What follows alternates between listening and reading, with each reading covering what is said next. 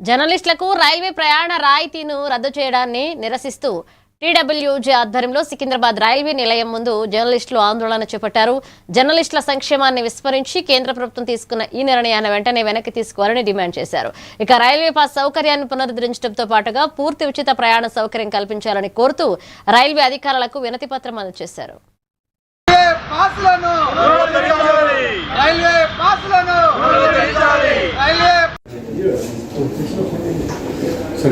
ఈసారి 50% కాదు 100% చేయమంటున్నాం. అట్లా ఇప్పుడు మేము పనిచేస్తాం. సేకరణ పట్టుకోండి. సేకరణ జెండాలు కొద్దిగా కనబడ్డట్టు తెలంగాణ వర్కింగ్ జర్నలిస్ట్ ఫెడరేషన్ ఆధ్వర్యంలో ఈరోజు రైలు నిలయం దగ్గర ధర్నా చేయడం జరుగుతుంది. నిరసన తెలియజేస్తున్నాం. ఎప్పుడైతే కరోనా కన్నా ముందు అందరి అర్హులైన జర్నలిస్టులందరికీ మా ఆర్టీసీ బస్ పాసులతో పాటు రైల్వే పాసులు, కన్సెషన్ పాసులు ఉండేవి.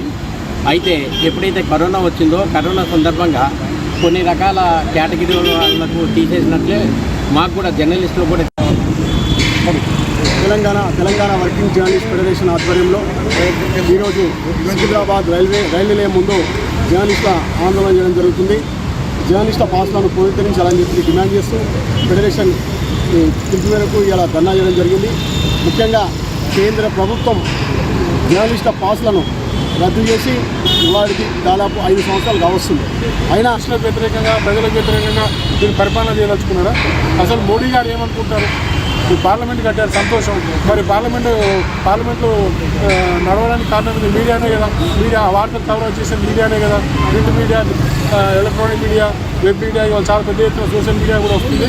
ఈ నేపథ్యంలో ప్రభుత్వం మోడీ సర్కార్ చేతులెత్తి దండం పెడుతున్నాం. వెంటనే 50% కాదు, మొత్తం పూర్తి రాయితీతో 100%